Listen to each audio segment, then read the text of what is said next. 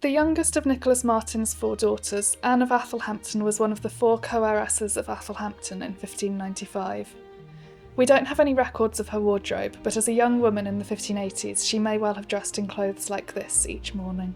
Silk stockings were a relatively new import to England in 1580, and while prices varied, you could be looking at least a couple of weeks' wages for a skilled tradesman.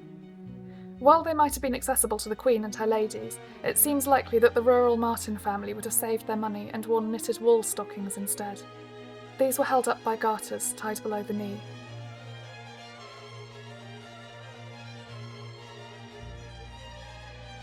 The first layer of clothing worn is a linen smock. This one has had blackwork embroidery added onto the sleeves and around the neckline, so could have been worn with sleeveless, low-necked gowns to show off the embroidery. Linen is antimicrobial and absorbent, and while the embroidery means it requires more delicate laundering than something without the embroidery, it's still a washable garment. Embroidered partlets were worn for both warmth, but also to save washing. They wouldn't have to be laundered quite so frequently as the smock. Over the top of the smock is also worn a red petticoat. Petticoats were commonly red, which was considered a warming, healthy colour.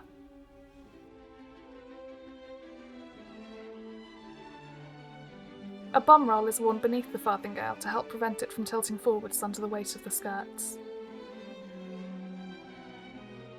The hoops that create the conical shape were created either by using the baleen strips through which whales filter plankton, cut into thin strips, or more commonly ropes of bents, fashioned from particular grasses bound together in such a way as to loosely resemble rope.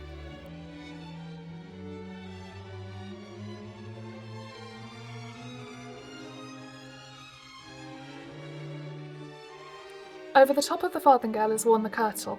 These could be made of silk or wool and were frequently red for the same reasons as the petticoat.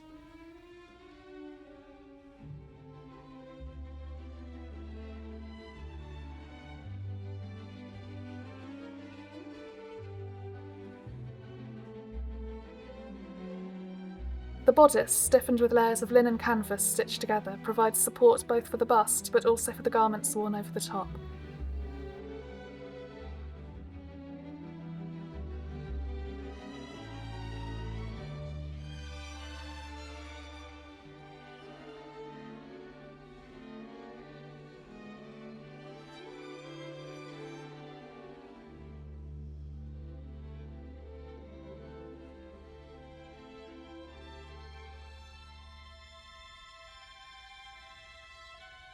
The hair, laced and dressed in more modest rolls at the front than those seen at court, is covered by a washable linen kerchief.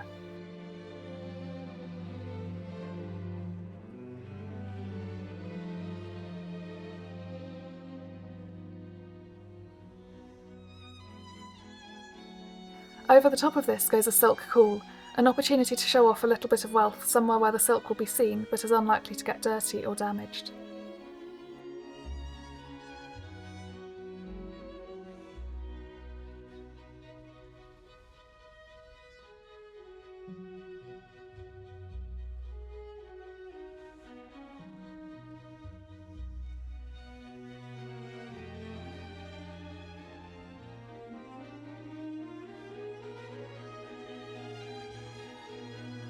Over the kirtle goes the forepart.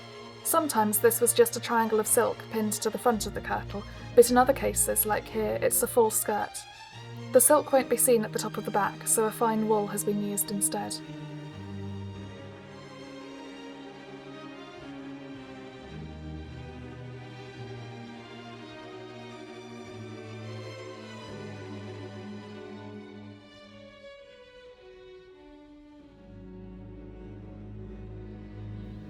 A stomacher, made of silk brocade, is pinned to the front of the kirtle. Both forepart and stomacher could be swapped in and out for other ones in different colours and materials, giving the illusion of a bigger wardrobe.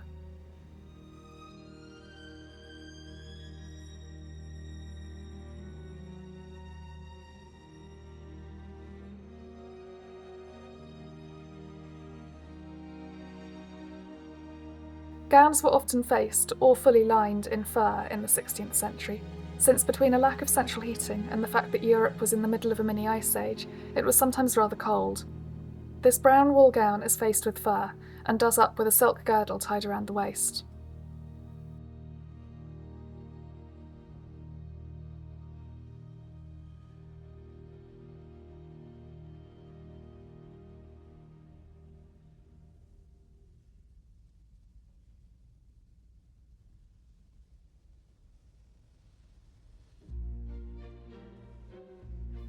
The ruff, made from an incredibly long strip of linen pleated into a neckband and then starched, originally served a practical purpose, back when it was small, of being a washable barrier protecting the unwashable outer garments from being made dirty by sweat and oils secreted by the skin.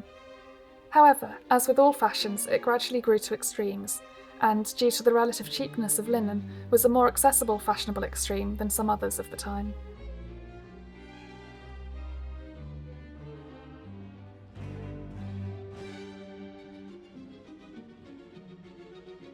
As a final touch, jewellery is added. We don't have any records of jewellery owned by the Martin family of Athelhampton, but we know that Elizabeth Martin's husband, Henry Brune, gives to her in his will his chain of gold and all the rest of his jewels except one ring of gold with a diamond and rubies in him in fashion like a snake.